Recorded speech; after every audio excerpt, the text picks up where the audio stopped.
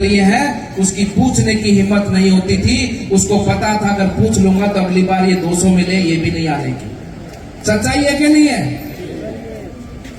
Ration वितरण, मुझे अच्छे से ध्यान है कि वो ताकड़ी के नीचे चुंबक चिपका के रखते थे कि नहीं? किसी की पता ही नहीं था कि कितना राशन सरकार भेजती है, कितना तुमको मिलता है। जो मिल गया वो राम का नाम, जितना दे दिया भाई उतना ही भला। अगर सवाल पूछ लिया तो अगली बार राशन कार्ड में नाम ही कट जाएगा। ऐसी व्यवस्था थी 2014 से पहले।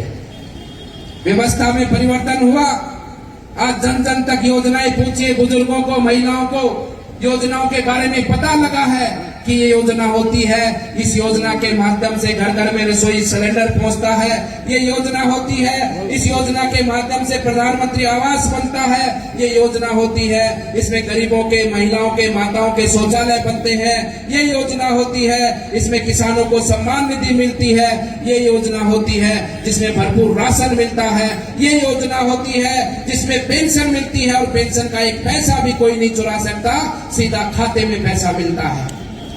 ये परिवर्तन 2014 में आपकी वोट की ताकत से आया बंधुओं। इसलिए मैं आपसे कहना चाहता हूं, 14 का चुनाव भी महत्वपूर्ण था, 19 का चुनाव भी महत्वपूर्ण था, लेकिन उससे भी महत्वपूर्ण ये 24 का चुनाव है। इस 24 के चुनाव में ये भारत की जनता तय करेगी कि देश किस दिशा में आगे बढ़ेगा। जो पिछले 10 वर्षों में देश में काम हुआ है, उसको आगे ले जाने की सबसे बड़ी जिम्मेदारी आप सबकी है कि हम सबको इस काम को लेकर आगे बढ़ना है। जो आज देश ने सपना देखा है कि हमारा देश एक विकसित राष्ट्र बने, आज देश के युवाओं में जो उम्मीद जगी है, उस उम्मीद को पूरा करने का काम भारत के मतदाता करेंगे।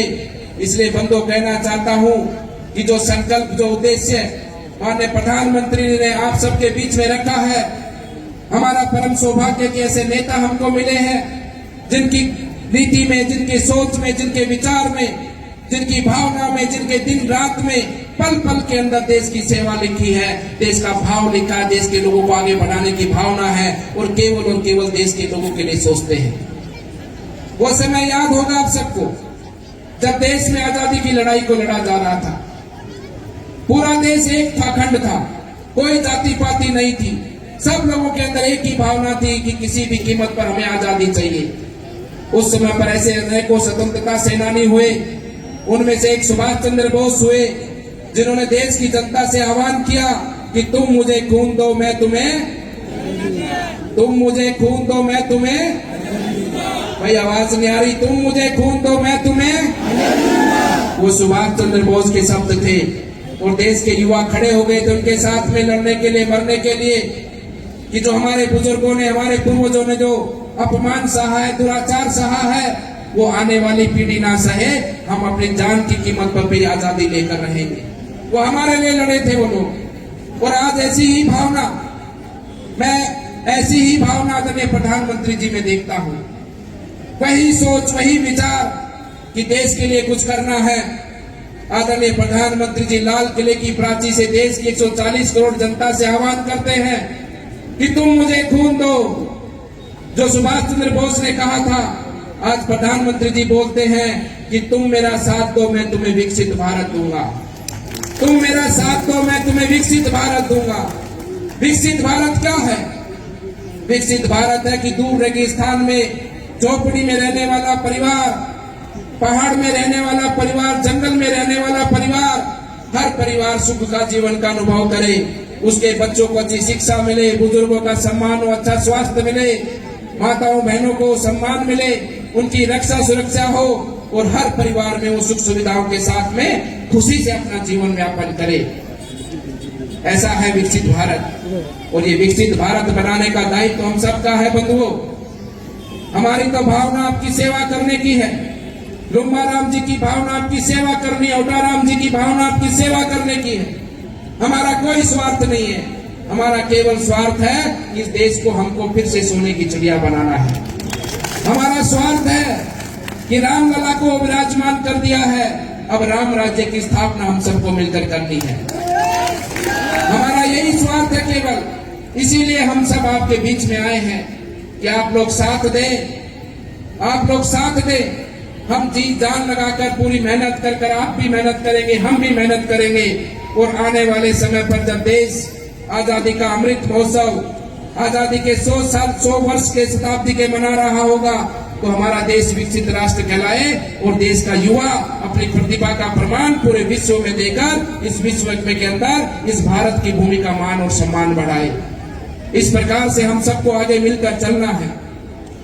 मोदी जी की सोच है जो जाति पंथ धर्म की बात नहीं करते, लेकिन ये कांग्रेस के लोग जिनको अभी कुछ समय पहले, आज से 4 महीने पहले आपने इनकी सत्ता को देखा है, कैसे युवाओं का पेपर बेच के इन लोगों ने अपने तिजोरियां भरी हैं, कैसे यहाँ पर हमारी बहन बेटियों की इज्जत को सरेआम किया है। राजस्थान के अंदर गुंडागर्दी का माहौल, माफिया राज राजस्थान के अंदर, भू माफिया राज राजस्थान के अंदर, खनन माफिया राजस्थान के अंदर, जो हमारी संपत्ति हमारा खनिज है उसको बेचकर ये लोग खा गए हैं। और आज किस हैसियत से आपके बीच में आकर वोट मांगते हैं? देश के ऊपर इतने लंबे समय तक राज करने के बाद भी हमारे सिरोही को पानी ये लोग नहीं पिला पाए, सिरोही को ये पानी नहीं पिला पाए, बुजुर्गों को, महिलाओं का सम्मान ये नहीं कर पाए, युवाओं की प्रतिभा को आगे नहीं बढ़ा पाए। इन लोगों ने केवल धोखा किया है। जाति पाति धर्म के नाम पर आप सबके वोट को ठगने का इन लोगों ने काम किया है। इसलिए बंधुओं कहना चाहता हूं कि इन लोगों की बातों में न आकर, इन लोगों के चरित्र को जानते हो, इनके विचार को आप सब जानते हो। ये लोग कभी भी देश के और देश के लोगों के भले की नहीं सोचते, ये तो केवल अपने भले की सोचते हैं। एक राजकुमार दिल्ली में है, ये वंशवादी पार्टी है, इनको तो सिर्फ अपना ही चाहिए। गद्दी पे बैठेगा तो उनका परिवार बैठेगा, उनका बेटा बैठेगा, उनका राजकुमार बैठेगा। अगर लूटना होगा तो उनका ही परिवार लूटेगा और किसी को कोई अधिकार नहीं है।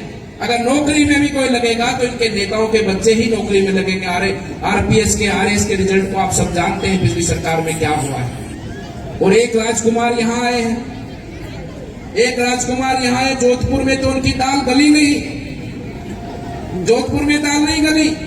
19 के अंदर खूब कोशिश करी गलाने की, लोगों ने 4 लाख वोटों से हटा दिया। क्योंकि दाल क्यों नहीं गली? क्योंकि दाल काली है।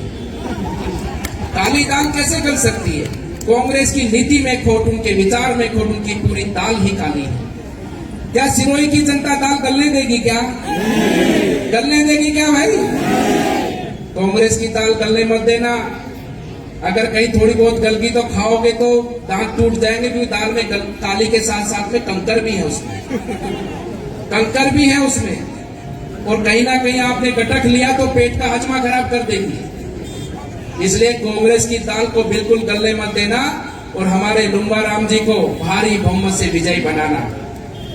और मैं आपसे कहना चाहता हूं, ये कांग्रेस जो जाति की, धर्म की बात करती है, राजस्थान में जो घटनाएं पिछले समय पर हुई, तुष्टीकरण की राजनीति को जिस प्रकार से बढ़ावा दिया गया, जयपुर की घटना आप भूले नहीं होंगे, उदयपुर की घटना आप भूले नहीं होंगे कि किस प्रकार से हमारे राम भक्त का इन्होंने सर गला काटकर उसकी निर्मम हत्या की है।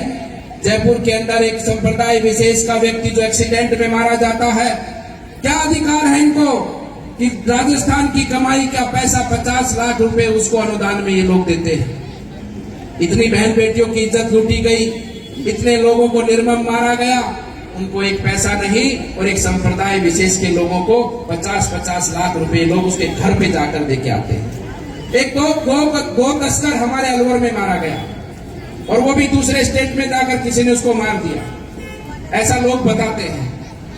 उसके घर पर गए हैं मुख्यमंत्री जी, उसके खिलाफ में 10 मुकदमे हैं गो हत्याओं के, गो तस्करी के, और उसमें घर पे जाकर उसको 25 लाख रुपए मुआवजा देकर आए हैं। ऐसे भले मानस है आपके मुख्यमंत्री जो पूर्व में थे, ऐसे व्यक्ति का साथ दोगे आप? इसलिए बंधुओं, हम सबको अपने देश के लिए कुछ करना है, देश को आगे लेके जाने के लिए कुछ करना है। हमारी सबसे बड़ी भूमिका इस देश को आगे ले जाने की। और एक तरफ मोदी जी हैं जो जाति पाति धर्म की बात नहीं करते, उनकी योजना हर समाज के व्यक्ति को, हर धर्म के मानने वाले व्यक्ति तक पहुंचती है। हमारी भी सेवा भावना, हमारे देश के 140 करोड़ लोगों की सेवा करना है, जिसमें सब जाति धर्म के लोग आते हैं। कांग्रेस की तरह हमारा विचार नहीं कि वो देखते हैं कि किसने टोपी पहनी है, किसने जनेऊ पहनी है, किसने माला पहनी है। हम सिर्फ देखते हैं तो ये भारत का नागरिक है और ये गरीब व्यक्ति, इसको भारत की योजनाएं पहुंचनी चाहिए, इसके घर में भी विकास हो, इसके बच्चों को भी अच्छी शिक्षा मिले, इसके बुजुर्गों को भी अच्छा स्वास्थ्य मिले। कभी कांग्रेस की सोच नहीं रही कि आज सिरोही के अंदर भी मेडिकल कॉलेज खुले। ये प्रधानमंत्री जी की सोच है कि 1 डिस्ट्रिक्ट 1 मेडिकल कॉलेज, जो आज हमारे सिरोही के अंदर खुल रहा है। इसलिए बंधुओं, इस विकास को ले जाने की आगे की जिम्मेदारी हम सबकी है। आने वाली 26 तारीख को मेरा आपसे निवेदन है कि आप वोट डालने जाएंगे? जाएंगे? सब जाएंगे ना? कितने लोगों को साथ लेकर जाएंगे ये बताओ? अरे 2 हाथों में 10 उंगलियां भाई, एक के साथ 10 और 10 के साथ फ्री कितने? 10 के साथ में 30 फ्री कितने? और 5 मेरी तरफ से, 10 मेरी तरफ से और फ्री, तो टोटल कितने हो गए? 50। कितने हो गए? 50 व्यक्तियों को एक व्यक्ति लेकर जाएगा वोट डलवाने के लिए। जाएगा कि नहीं जाएगा? जाएंगे कि नहीं जाएंगे? भाई इधर वाले, क्या बात, आपका वोटर कार्ड बंगाल का है क्या, कहाँ का है? यही का है ना? यही का है ना? जाएंगे ना सब लोग? एक व्यक्ति 50 लोगों को लेकर जाएगा और आदरणीय लुम्बा राम जी को भारी बहुमत से विजयी बनाकर लोकसभा में भेजकर, और यहाँ पर सिरोही की जनता को, ये आप भी भली भांति जानते हैं कि अगर कोई पानी ला सकता है तो कौन ला सकता है? आप ही बता दो। पानी अगर कोई पिला सकता तो नरेंद्र मोदी पिला सकता, जिस पर पूरी दुनिया विश्वास करती है। इन झूठे चोरों को ऊपर, आज इन लूटने वालों के ऊपर कोई विश्वास नहीं करता। अगर कोई कमिटमेंट का, कोई वादे का पक्का है, किसी की कोई गारंटी है, तो वो केवल और